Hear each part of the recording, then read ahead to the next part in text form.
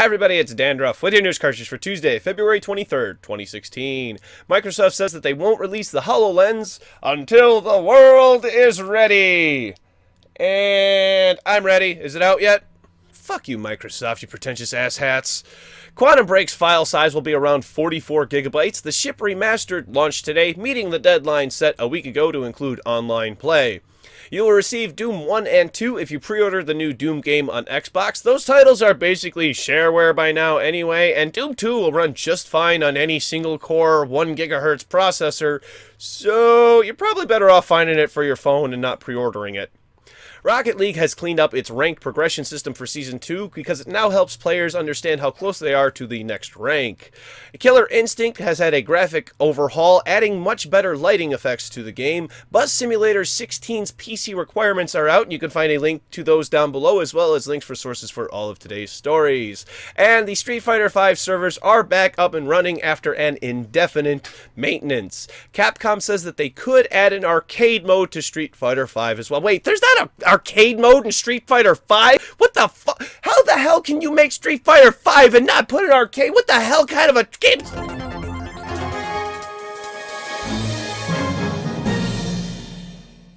In today's top story, unlikely superheroes Bluntman and Chronic need your help. If you weren't aware, the duo are represented by Jay and Silent Bob, who are further represented by actors Jason Mewes and Kevin Smith. They have taken to Fig to crowdfund their game Jay and Silent Bob Chronic Blunt Punch. It's going to be a 2D side-scrolling brawler with the game designer from both Pillars of Eternity and South Park: The Stick of Truth. The game will involve hurling insult combos as Jay and Silent Bob try to obtain and Orange Julius because they have been kicked out of the local mall for general loitering. There's a link to the full trailer down below, but there are only two problems I have with it. They say this. Well, it's a game you play with a controller? And does this look like a controller to you? Does this... I mean... It's a game with a controller, dumbass. Oh, come on now. Hey, insults aren't necessary. You know what? Just for that, PC brothers and sisters, go to the video on YouTube. There's a link to it down below. And leave a nice comment about using a keyboard to play games. Like foosball.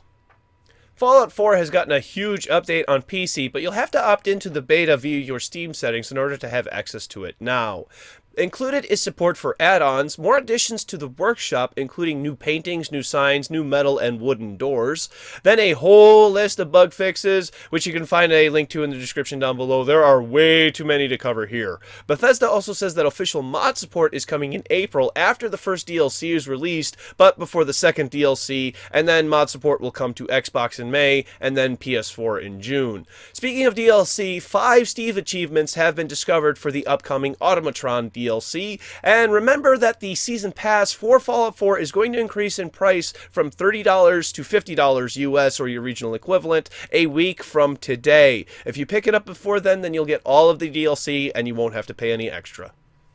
The free games that Xbox Live Gold members will receive in March have been leaked, and this time blame Xbox Spain. Xbox One owners can look forward to Sherlock Holmes, Crimes and Punishment, and Lords of the Fallen. On Xbox 360, and available via backwards compatibility via Xbox One, is Borderlands and Supreme Commander 2. More than likely, Lords of the Fallen and Supreme Commander 2 won't be available until the middle of the month, because that's just kind of how their free game cycle works. Finally today, Star Wars Battlefront has also gotten a huge update. The Twilight on Hoth map has been added and has the Walker Assault, Supremacy, Turning Point, Blast, Fighter Squadron, Drop Zone, and Heroes vs. Villains game modes. A new mission called the Survival in the Ice Caves has also been added to the current survival missions, and a film grain option has been added to the graphical settings. I'm not really sure why you'd want to use this one though. In my experience, film grain usually makes your picture look worse and it hurts your frame rate. This is opposed to motion blur, which actually will make your picture look worse but will help your frame rate. To each their own though, I guess. Leave a comment down below if you're going to use the film grain. Let me know why.